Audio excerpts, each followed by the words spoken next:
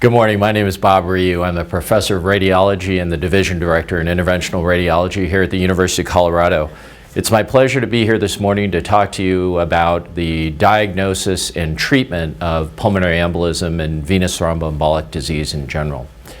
So we'll get started. I do have a few financial disclosures I'd like to share with you.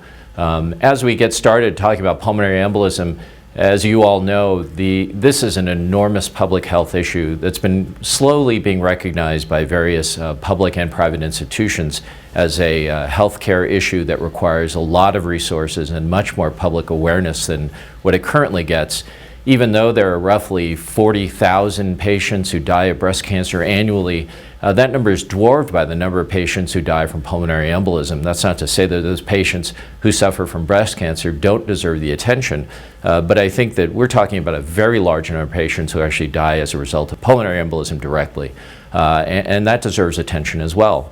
The majority of pulmonary emboli arise from the lower extremities, as you all know, and many patients actually manifest evidence of DVT during their workup for pulmonary embolism. The scope of the problem is enormous, and roughly 2 million patients suffering DVT annually. There are several important subsets of this larger group. About half of them actually have clinically silent pulmonary embolism. This is an area that really hasn't been studied, obviously, given the fact that it doesn't have clinical manifestation. But there's another subset within this of patients who go on to have chronic pulmonary arterial hypertension. A very interesting subset of patients that may or may not be affected by current therapeutic options that we'll talk about shortly. In addition, there are those patients who go on to have chronic problems related to post-thrombotic syndrome, which can be potentially debilitating in the long term. But really our focus is going to be on about a third of those patients who have pulmonary emboli as a result of their DVT. Of those roughly 600,000 patients annually who sustain pulmonary embolism, about a third of them will die. We sort of classify pulmonary emboli along the clinical manifestations as a result of the insult. There are the patients who sustain minor pulmonary embolism or relatively low risk for mortality. These patients have a generally good prognosis. It makes up about half the patients who sustain pulmonary emboli in general.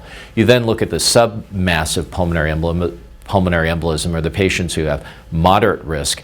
The mortality in this group is roughly, somewhere between 10 and 15% at 30 days and maybe 20% at 3 months. These patients we'll talk about in great detail and make up almost half of the rest of those patients. There's a small subset, roughly 5% of patients, who have massive pulmonary embolism manifested by hypotension. We'll talk about that. The mortality in those patients is very high, roughly 50%. When we talk about massive pulmonary embolism, we're talking about patients who sustain severe, sustained hypotension. They may require pressors. They may have sustained bradycardia as well, obviously pulselessness that goes along with it. And then there's a category of submassive pulmonary embolism. Specifically, these patients do not manifest evidence of hypotension, but in fact have right ventricular dysfunction or potentially biochemical evidence of myocardial ischemia or necrosis. This is a very critical subset of patients that we're going to talk about in much greater detail shortly. When we talk about venous thromboembolic disease, about half of the patients who have what are called ilio or iliac or proximal or IVC thrombosis are going to sustain pulmonary embolism. About 10% of those patients within the massive category are going to die within 1 hour of diagnosis. About 50% of patients who are untreated will re-embolize, and once they re-embolize, they're again at that risk of about 30% mortality right off the bat. So it's very important these patients get diagnosed quickly and treated quickly in order to positively affect the outcomes. There's a very inexorable physiologic downward spiral that can occur as a result of acute pulmonary embolism. As you can see from this roughly drawn graph taken from an article in Circulation a few years ago, you have acute right ventricular overload, which results in dilatation of the right ventricle with hypokinesis. You then have a result of left ventricular preload, which decreases. You end up with systemic hypotension. You then have decreased coronary perfusion, which then feeds back into the right ventricular hypokinesis and dilatation. on and on and on, sort of a downward spiral physiologically once you have that first insult to the right ventricle and right pulmonary outflow tract from the pulmonary embolism. One thing I want to mention is what's really driven improvements in terms of diagnosis and treatment is related to improvements in imaging technology. Not only are we looking anatomically at abnormalities related to these phenomena, more importantly, we're starting to get real-time functional data from a lot of the newer imaging technologies that are out there. Whereas in the old days, we simply looked for the presence of a blood clot. Now we're not only able to look for the presence, but we also can understand immediately its impact on the underlying physiology. This has not only driven our ability to better define those patients who we can intervene on quickly, but these imaging techniques have also helped in terms of rapid treatment and really being able to get into vascular spaces where we didn't really have good access before. Once we're there, we're then able to offer treatments that, again, didn't exist even several years ago. The diagnosis of massive pulmonary embolism is easily made currently on CT, in the old days of VQ scans, and actual pulmonary arteriography for the diagnosis of PE, although that's still done in some places. Rapid technology or rapid CT scanning has really changed the game. Typical manifestations we really look for, and we'll talk about these again in great detail, is related to the ratio of right ventricular diameter to the left ventricular diameter. This is a critical metric in terms of prognosis, and again, we'll talk about that. Obviously, you can see the clot itself, as you can see in these examples. You can also see on your right side a nice example of right ventricular dilatation and actually bowing of the septum. Now, typically, the interventricular septum bows more towards the right side as opposed to the left. In this case, you can see it's bowing towards the left ventricle posteriorly there, and you're starting to see what's called a D-shaped ventricle, which will be a theme that comes up again and again. The right ventricle is a relatively unique vascular structure. It's relatively low impedance with regard to the pulmonary arterial circulation. Its walls are relatively thin. It has much bigger volume potentially than the left ventricle, but it has much less mass. And so it's a little bit of a unique structure, which makes it very susceptible to pressure overload. In an experimental model that was described, as you can see here on the graph, even slight increases in afterload to the right ventricle can actually result in a rapid decrease in stroke volume, simply demonstrating the fact that the right ventricle cannot respond to rapid changes in afterload, for example, in the setting of acute pulmonary embolism. Again, this sort of drives home the message that right ventricular failure can occur very quickly in the setting of pulmonary embolism because the right ventricle is simply not able to compensate given its size and structure. Pulmonary artery mortality, again, very much related and connected to right ventricular dysfunction, as the case may be. In low-risk pulmonary embolism, again, those patients with relatively low amount of clot burden and obstruction, the mortality is less than 4%. When we start talking about submassive pulmonary embolism, where you start to see right ventricular dysfunction or biochemical evidence of ischemia within the myocardium, you're now talking about mortality rates in the range of 10 to 15%, or 3 to 4 times higher than that low risk category. And once you get to systemic hypotension in the massive category, the mortality is roughly 50%. Again, roughly 3 times that of patients in the submassive category. The diagnosis of right ventricular failure can be made in a number of different modalities now, very easily, much more quickly made given the access to technology in modern healthcare. In the old days, again, right heart catheterization was necessary. Some other crude measures of right ventricular function are out there, but really nowadays with the presence and accessibility to echocardiography as well as CT scanning in these examples, it's very clear that non-invasive diagnosis of right ventricular dysfunction can be quickly and easily made. Again, why am I going on and on about right ventricular dysfunction? We'll see in a minute, because it's actually directly related to outcomes. It predicts mortality related to pulmonary embolism.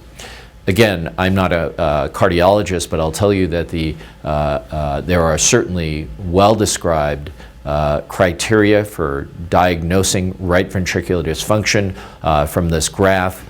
A number of different criteria or findings that they see on echocardiography. You can see again right in the middle of this graph there's the mention of the D-shaped left ventricle, which we'll see over and over again. In this example from a echocardiographic study, you can see the left ventricle being impinged upon, a very dilated right ventricle, and you can imagine not only is there hypokinesis, but eventually you can start to see valvular dysfunction as well as the ventricle continues to dilate. The etiologies of right ventricular failure obviously can happen at a number of different levels. You can certainly have a reduction in preload, which results in hypovolemia. This can be related to a lot of different things, for example, cardiac tamponade, or for whatever reason, or mechanical ventilation. You can have a reduction in contractility, typically related to ischemia, but it could be related to a sepsis or a global cardiomyopathy. And finally, you can have an increase in afterload, which, as we're talking about today, is related to pulmonary embolism. The treatment obviously is related or targeted to whatever the cause is. If there's hypovolemia, that's relatively easily treated through volume optimization. You can help the right ventricle with inotropic agents if that's what's needed, or you can reduce the afterload, which is going to be the bulk of what this talk is about. There are other causes of pulmonary vasoconstriction, obviously, other than mechanical obstruction related to pulmonary embolism, but that's really not the focus of today's talk. Right ventricular dysfunction is an important predictor of outcomes with regard to pulmonary embolism. There are a number of studies that, in fact, demonstrate this. 57% higher mortality rate at 3 months associated with right ventricular hypokinesis. This was despite the fact that the vast majority of the patients demonstrated no evidence of systemic hypotension or hemodynamic instability, a very important metric. Right ventricular to left ventricular ratio being greater than 0.9 is an independent predictor of mortality. This has been shown actually in several different studies. And actually, as this ratio increases, mortality also increases in a stepwise fashion. Pulmonary artery enlargement or right ventricular enlargement in association with PE can also is associated with significantly higher adverse events at 1 month. When we look at patients who are discharged with unresolved right ventricular dysfunction, they're 8 times more likely to have recurrent venous thromboembolic phenomena. They have 4 times the mortality rate associated with those patients who actually did resolve their right ventricular dysfunction. And finally, patients with acute pulmonary embolism and elevated right heart pressures treated with heparin alone actually have elevated right ventricular pressures and dyspnea and other respiratory problems at 6 months. So in fact, this can be a chronic problem that we've talked about with regard to pulmonary artery hypertension. So the standard of care, as everyone knows, is anticoagulation, which is really aimed at decreasing the clot burden, largely through tipping the body's own systemic lytic system in favor of lysis. There are studies looking at fractionated versus unfractionated heparin therapy, and it appears that both are effective, or equally effective, I should say. Maybe a slightly increased incidence of bleeding complications associated with outpatient therapy, although certainly not significant. So currently, most patients can be easily treated with outpatient therapy, although obviously some still remain or need to be hospitalized.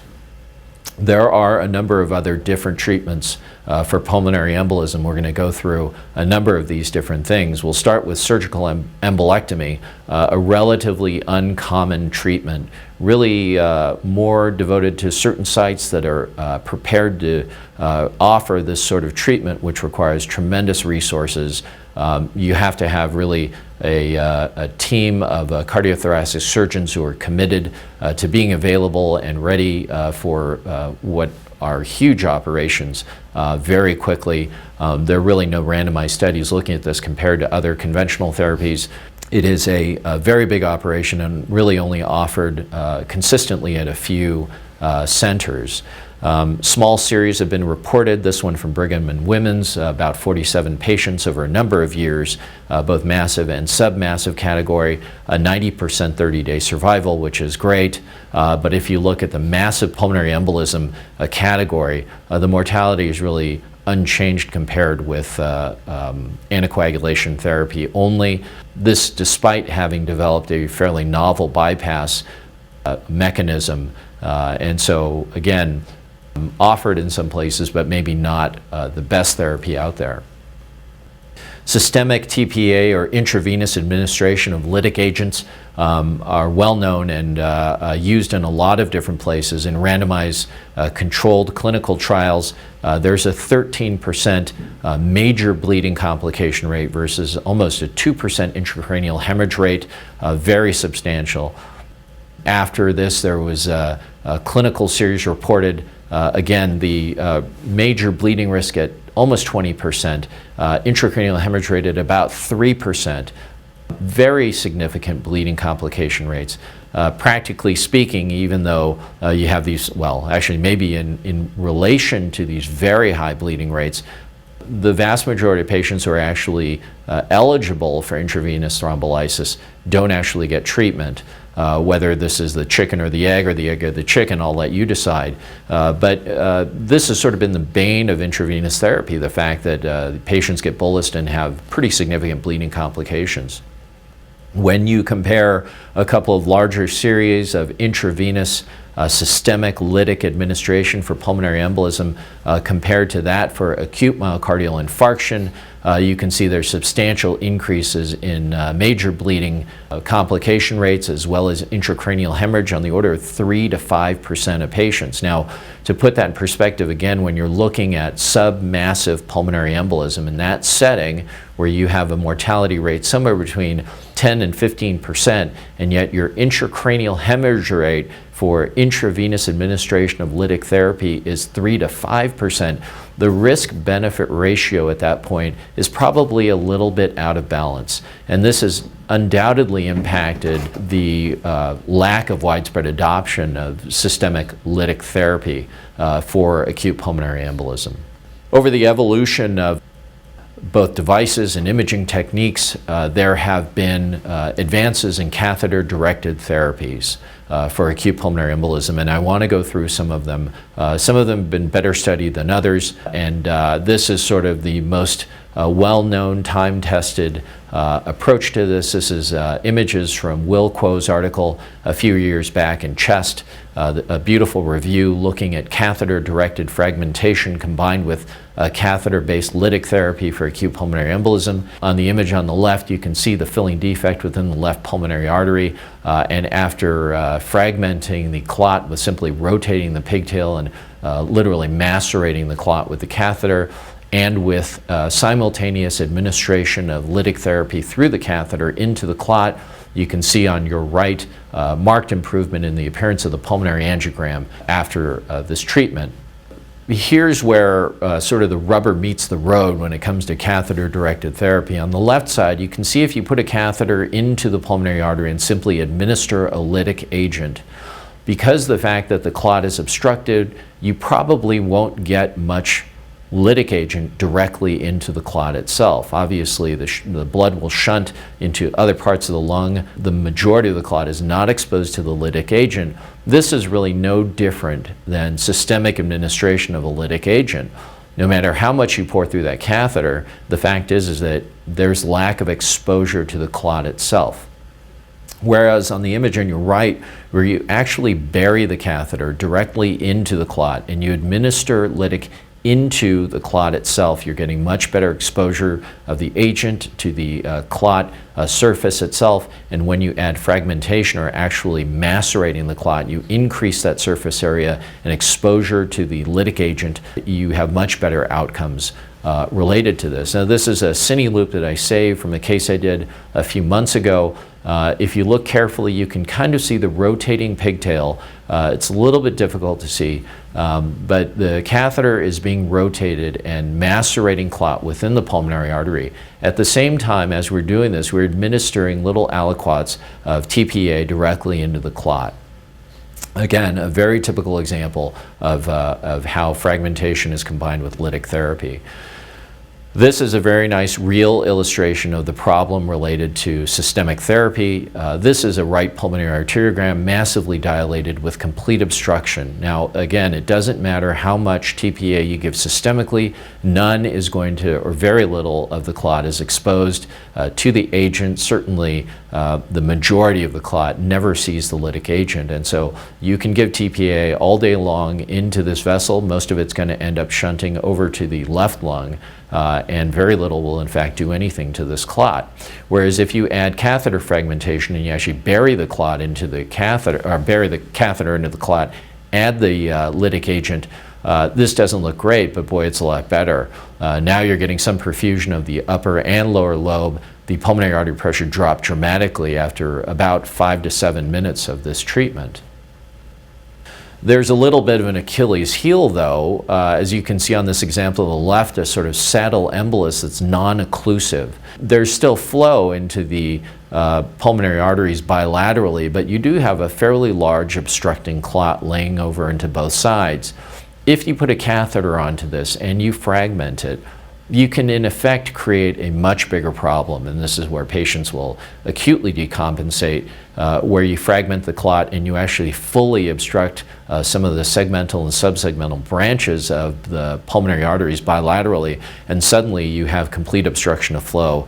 This can result in very bad outcomes. And so some of the technologies that are out there are more driven not so much to clot maceration, as I demonstrated with the rotating pigtail and lytic agent, but actually technologies that are geared more to complete removal of thrombus, or as complete as you can get.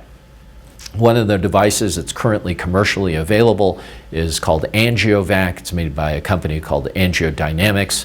This is a very large device. It's 22 French. As you can see on the image on your right-hand side, where it's closed configuration, there's actually a dilator. It's a green tip dilator that goes through that. It's advanced over a wire, and then when you're ready to actually use it, you expand the mouth of it so this catheter sort of opens up or flowers in order to create a bigger opening in order to actively suction thrombus out.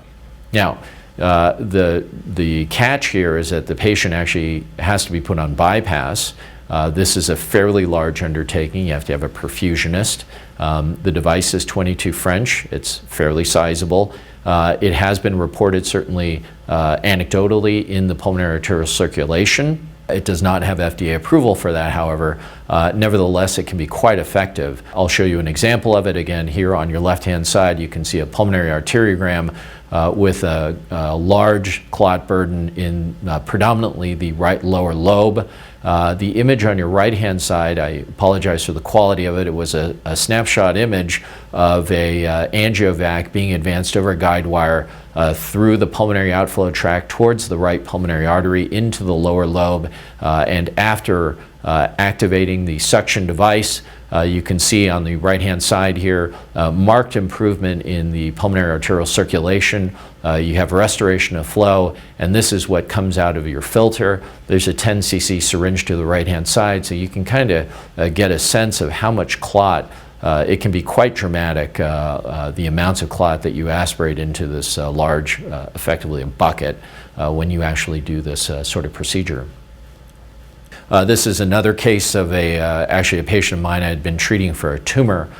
He presented with some odd symptoms, ended up getting an echocardiogram. The image is on your left. As you can see, it looked like there's some thrombus within his right atrium. And in fact, one of my colleagues put an AngioVac in and took this thrombus out. In fact, it wasn't simply thrombus. This was metastatic disease from his tumor that had migrated to his right atrium. The AngioJet device is a suction thrombectomy device that is based on the Bernoulli principle. This little catheter actually has what looks like a very small shower head within it that jets saline at a very high rate backwards, away from the tip of the catheter. The saline jets, as they shoot down the shaft of the catheter within the catheter, create a vacuum effect around the side holes. In other words, think of a car driving at a very high speed. Let's say you had smoke inside your car and you wanted to get rid of it. You roll down your window a little bit and voila, the smoke is gone. That's a nice example of the Bernoulli effect. The same thing happens with this catheter. It can effectively remove clot using the same principle. It can also be used in a different mode as well.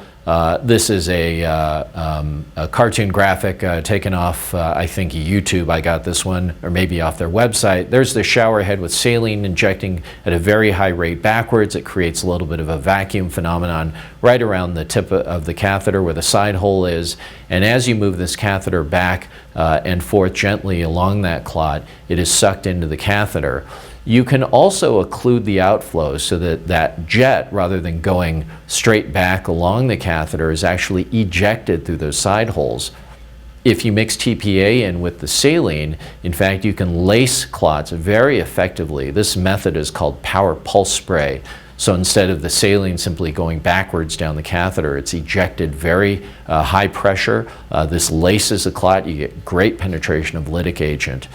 You can also get hemolysis, unfortunately, because of just the trauma from injecting all the saline and drug into the clot directly if you have an open vascular space and you are actively lysing red blood cells. That device actually now has an FDA black box warning we'll talk about a little bit later. Specifically for the use in the pulmonary artery, I have not done it in years. Other practitioners have reported profound bradycardia, at times irreversible. I've seen it myself several times. Luckily, it's been reversible every time I've used it, but I've not used it in many years for that specific indication, pulmonary embolism. Now, the Trellis device is, again, a unique take, a unique method for management of clot. It basically isolates a segment of thrombosed vessels or vessel using two balloons, one proximal and distal. By creating this isolated segment, you can then infuse TPA or whatever lytic agent you want. And then there's actually mechanical fragmentation that occurs between the two balloons, namely within the isolated segment of thrombus. This sort of combination of both mechanical fragmentation with administration of lytic agent reduces the amount of lytic agent you might use. It also reduces the amount of time you may have to spend. And you also can aspirate out whatever's left of the thrombus and the lytic agent, thereby decreasing the amount of systemic exposure to the lytic agent. Again, the idea being here, you can see sort of isolating a segment of vessel, of thrombosed vessel, and really concentrating energy and lytic agent into the segment. Here's another animation, again demonstrating how this works. Here's a thrombosed segment of vessel, and once you pass the catheter across, you simply inflate one balloon to create a distal segment obstruction and then a more proximal segment obstruction with the other balloon. You administer the agent, lytic agent, directly into the clot here, and then you start the fragmentation process. There's a little control box. You can increase the intensity of the fragmentation that's going on, and once you're satisfied, usually it takes 5 or 10 minutes, you can stop the sort of fragmentation device and then aspirate whatever's out, decrease or deflate your balloons, and remove the device or move it to the next segment of thrombus you want to treat. This is not approved for use in pulmonary embolism, although it certainly could be used off-label for a short segmental sort of thrombus that you wanted to treat in the pulmonary circulation. Now, the Penumbra device is really originally a very small device that was designed for removal of intracranial emboli or stroke therapy. Quite effective. Some clinical trials that show efficacious applications of this device with very low complication rates. There's a bigger device that's more designed for peripheral use called the Indigo, made by the same company. There isn't really a device that's probably quite, well, at least not readily available yet, for larger clot burden, for example, in the pulmonary arteries, which would be substantially bigger. But at least, certainly in stroke therapy, this device has shown great promise and hopefully will be applicable someday to pulmonary circulation. This is a catheter which actually has a suction device attached to the back of it, so active suction is being placed on the catheter. At the same time, you advance this small device called a separator, which basically breaks up and clings to clot and drags it back into the catheter, where it's then sucked out into a cannula. As you can see, quite effective, at least in this in vitro demonstration, but certainly clinically the results have been pretty impressive as well. Finally, I'll talk about the EKOS catheter, which relies on ultrasound-guided fibrinolysis. This device comes in a number of different lengths and infusion lengths. It has been around for a number of years, and we'll talk about this one in a bit more detail, but basically it combines infusion of lytic agent with ultrasound in order to do a couple of different things, which we'll talk about. Namely, one, the ultrasound energy helps disperse the lytic agent into the clot more uniformly and deeper so that you get better exposure of clot to the lytic agent. In addition, the ultrasound energy helps break down fibrin strands that are starting to organize within the clot. That can be the biggest actually cause of failure with regard to managing clot. As they start to organize, fibrin becomes more and more difficult to deal with, and so breaking it up with ultrasound energy makes a lot of sense, combined with good clot penetration of the lytic agent. This is a very typical appearance of how you use the EKOS catheter. In this case, they're actually bilateral placement. You can see the radiopaque markers. Those are actually the little ultrasound transducers. There's one in the right pulmonary artery. There's also one in the left pulmonary artery.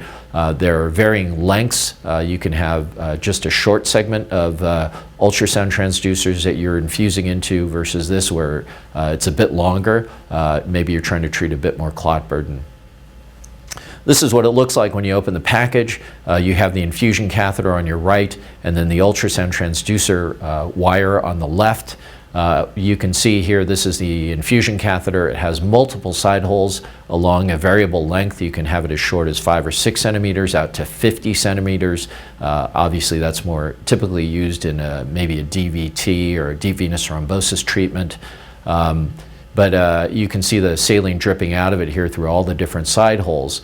Through this infusion catheter, you place this wire, which is the actual ultrasound transducer. You can see the little markers which correlate with that chest x-ray I showed you a minute ago. All the different little ultrasound transducers along the length of that infusion, and when you marry them together, this is what it looks like on the back end. That black part is actually the ultrasound transducer wire that's inside of the catheter. There's a port for drug infusion. There's a port for coolant to help cool down the ultrasound transducer as it's in use. The downside of this device is that it does require an extra box that goes up to the intensive care unit with the patient. You know, there obviously, it's more than just simply attaching a TPA infusion catheter. You do have coolant, you have the box that's running the ultrasound fiber, so it's a bit more labor intensive in terms of setup and maintenance with your ICU staff. This is kind of what it looks like once you have the catheter and wire in place. The TPA is infused, and once the ultrasound is turned on, that energy helps really diffuse out the drug into the clot more uniformly, as you can see, and it also helps break down the fibrin strands that are existent within the clot too, which can be, again, quite helpful. EKOS has the advantage of really doing some very nice studies looking at its utility in the setting of pulmonary embolism compared to standard of care therapy. In the ULTIMA trial, the EKOS catheter was tested with low dose administration of catheter-based lytic therapy with heparin therapy, and specifically they're looking at right ventricular dysfunction outcomes and comparing these two arms. Now, the study wasn't very large. There were only about 30 patients in each arm.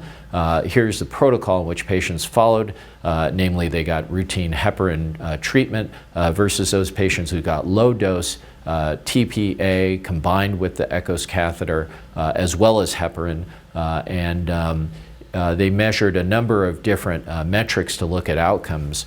RV-LV ratio, again, right ventricular to left ventricular ratio, significantly decreased. And again, this is an independent predictor for mortality. And as you can see, compared to heparin alone, this significantly improved over the course of treatment in 24 hours. We look at the reduction out to 90 days. That really doesn't appear to be quite as dramatic when compared to heparin alone, and yet there is still significant improvement. When we look at right ventricular dysfunction as measured both at baseline, 24 hours, and 90 days out, as you can see, at 90 days, certainly there are still a number of patients who got heparin only who have severe right ventricular dysfunction compared to the patients who got low dose lytic therapy combined with the EKOS catheter and heparin. There were no patients who had severe dysfunction. In fact, nearly 80% of them were normal. And so pretty dramatic outcomes. Again, a relatively small trial, but certainly promising. And I think that promise is what ultimately led to the next study. Again, in ULTIMA, there were virtually no complications to speak of, certainly no episodes of intracranial hemorrhage, certainly the most concerning. So really the conclusion from ULTIMA was that there was excellent outcomes with regard to impact on right ventricular dysfunction with very low, virtually no bleeding complication rate at all. This led to the Seattle 2 study, which was a single-arm, multi-center trial of about 150 patients who were enrolled in with submassive pulmonary embolism and were treated with the EKOS catheter combined with low-dose lytic therapy. And they're specifically interested in studying the impact on right ventricular dysfunction as well as pulmonary artery pressure and looking at safety outcomes as well. The primary outcome was right ventricular dysfunction as measured by RV-LV ratio in a core lab. The secondary measure was changes in pulmonary artery pressure, and finally looking at bleeding complications related to therapy. As you can see here, there were about 150 patients that were enrolled, the majority of which were submassive pulmonary embolism, but about 20% were massive. A lot of the patients had some history of DVT or prior pulmonary embolism.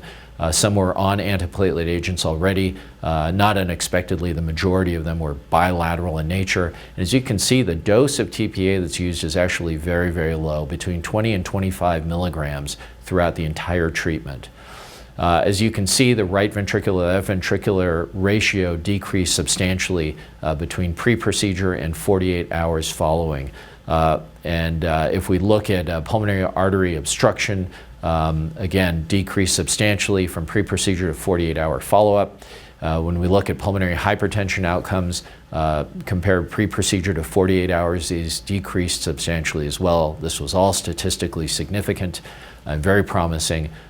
We look at 30-day mortality of only 2.7%, very low, expected in a submassive category of 10 to 15% and 50% in massive category. We're only at 2.7 here in the Seattle 2 trial. What's important to recognize here is that about 20% of patients were massive pulmonary embolism. Again, at least half of those patients were expected to die at about 30 days, and the overall study here was only 2.7%. Some bleeding complications, as you can see, about 10–11% of patients sustained moderate to severe bleeding complications. There were no episodes, however, of intracranial hemorrhage, which was very promising. Again, only 150 patients, nevertheless, given this very low dose of TPA, 20 to 25 milligrams, this was very promising indeed. And so their conclusion was that there was, in fact, evidence of right ventricular dysfunction reversal as a result of EKOS use, and there were no intracranial hemorrhage events, which was very promising. And so on the basis of both the ULTIMA study and Seattle 2, the FDA gave clearance for this device's use in acute pulmonary embolism.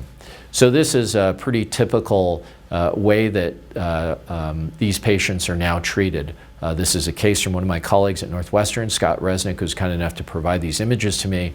This is a coronal CT image. As you can see, there's a large clot burden in the right pulmonary artery, extending into both the right and left pulmonary artery branches. This correlates very nicely with this pulmonary arteriogram that was done at the same time. You can see the obstruction to flow here. Notice that there are two sheaths. One has a catheter through it that's going into the right pulmonary artery. The other catheter will eventually end up in the left pulmonary artery. Both of these are placed under ultrasound guidance through the right internal jugular vein. So this patient has two catheters, ultrasound placed into the right IJ, nothing in the femorals, and so much more comfortable for this patient, much easier to manage from a nursing standpoint as well, I would mention. This is a series of pictures that Scott shared with me to, again, illustrate the idea of sort of rotating the catheter at the same time he was administering some lytic.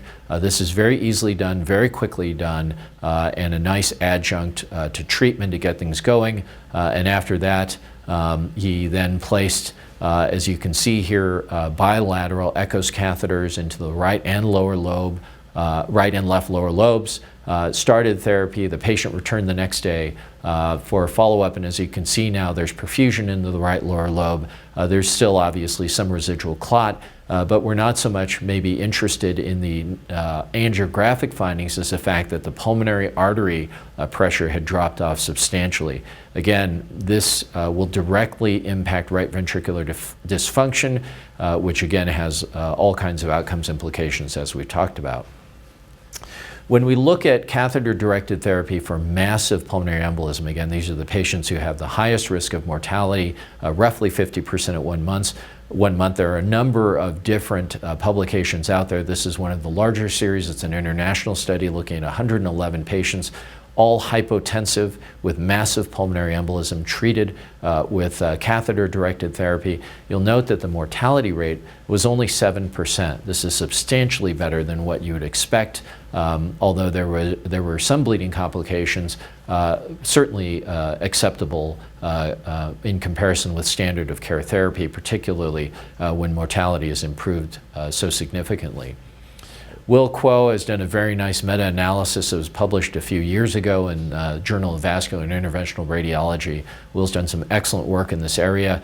He looked at about 35 studies published around the world, collecting nearly 600 patients for this meta-analysis in the pooled data. These were all patients who had sustained massive pulmonary embolism with hypotension. And looking at the pooled risk, there was really only 2.4% of major complications. As you can see, most of them in this, although unfortunate, were certainly manageable. There's another subset of complications, though, related to deaths. And as you'll note, these are all related to use of the angiojet device, which I referred to earlier. Again, there's a black box warning for use of this device in the pulmonary artery. It's in the instructions for use and is not generally currently recommended for use in the pulmonary artery. When we look at quote-unquote modern catheter-directed techniques, as most of them that I've alluded to, and we compare it to systemic administration of therapy, you can see here the complication rate is substantially lower, almost a tenth of what it used to be compared to systemic therapy alone. And when you look at intracranial hemorrhage, obviously a much lower rate.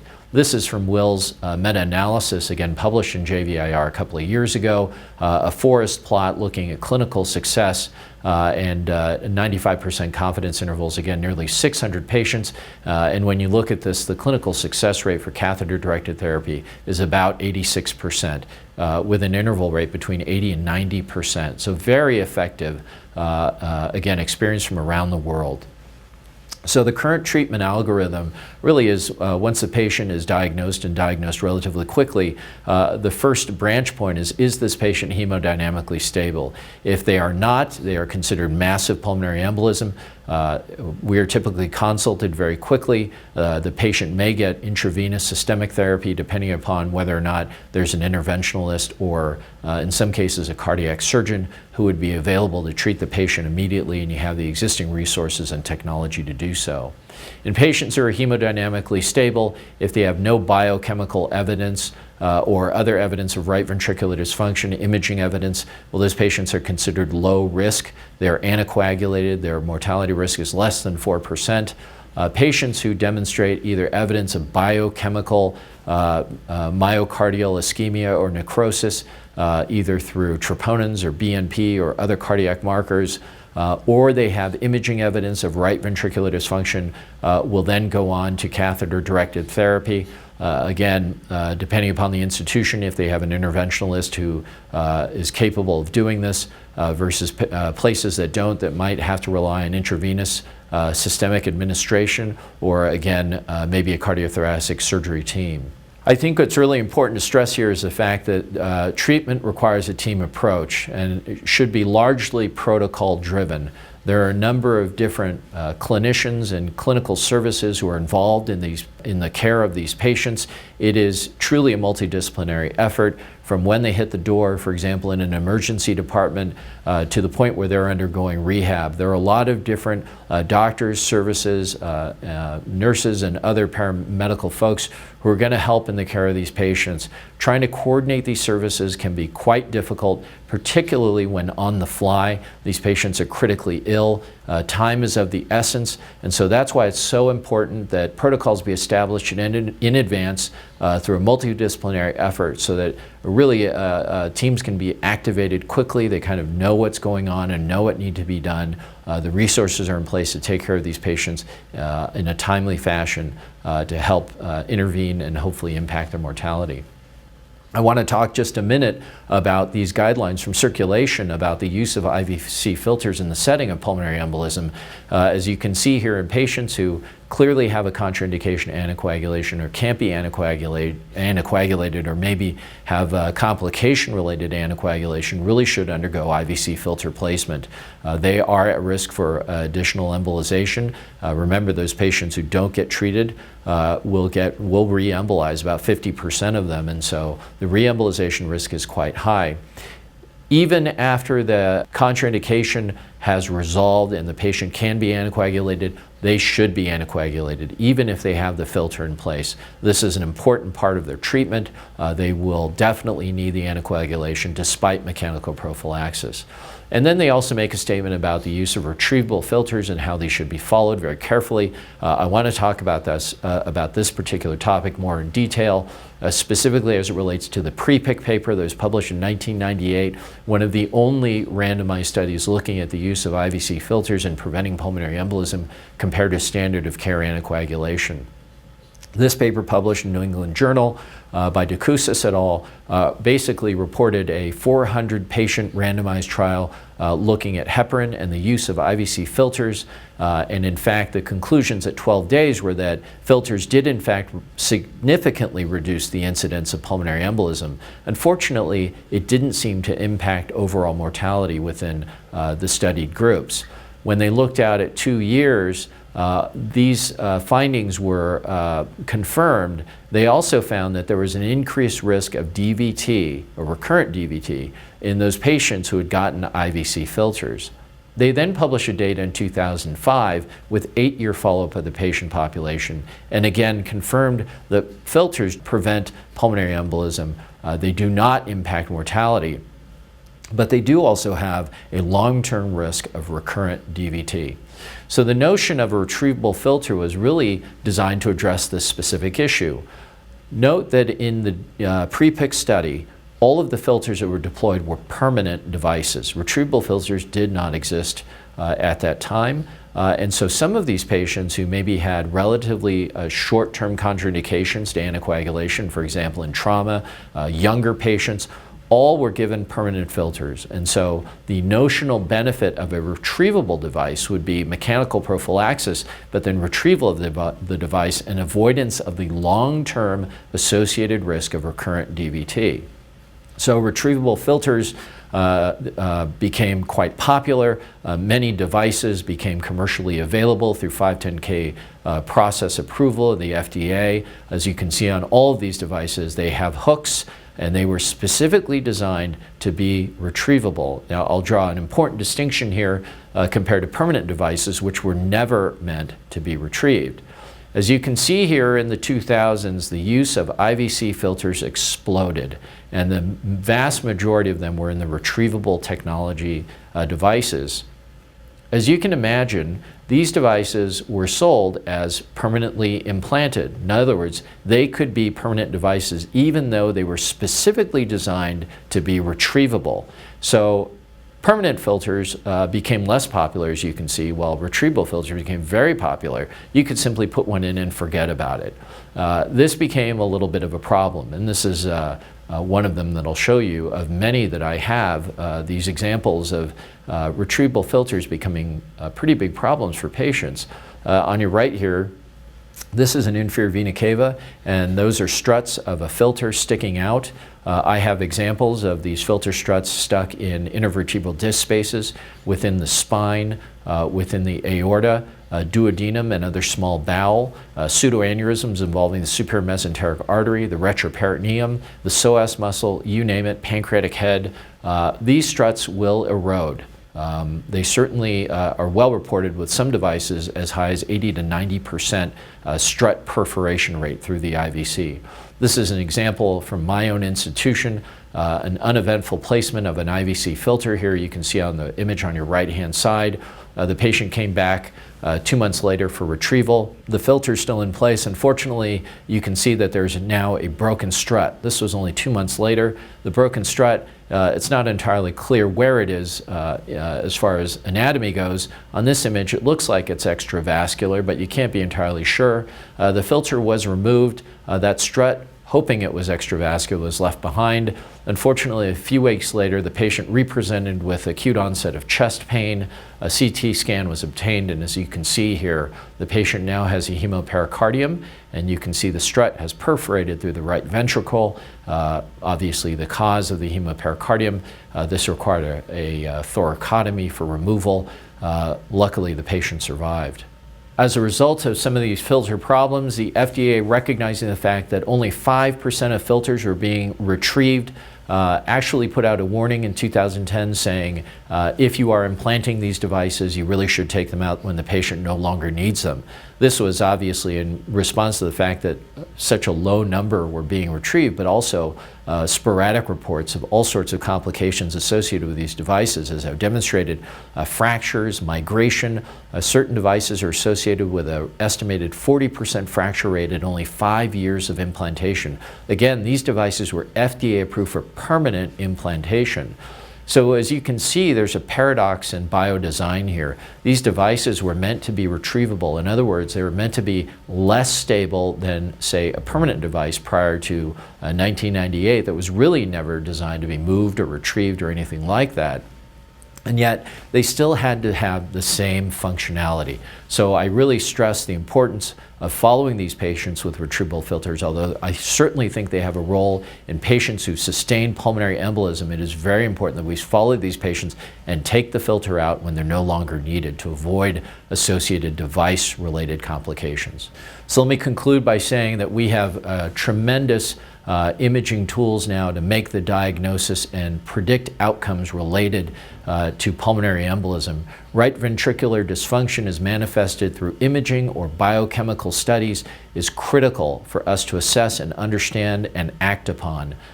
It is an opportunity to identify patients who are at significant risk for mortality and intervene appropriately. I would also mention that catheter-directed therapies are safe and effective. Certainly the bleeding complications are much, much lower now. And as these devices continue to evolve, I think we'll have a number of different tools within our toolbox to treat these patients not only effectively, but much more safely. Finally, I'll say that the treatment of these patients really is team-driven, and it requires protocols that should be set up in advance through a multidisciplinary effort such that resources can be established quickly, patients can be treated effectively and smoothly for the best possible outcomes at your institution.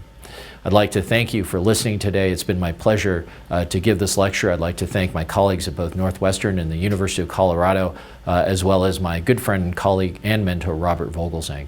Thank you very much.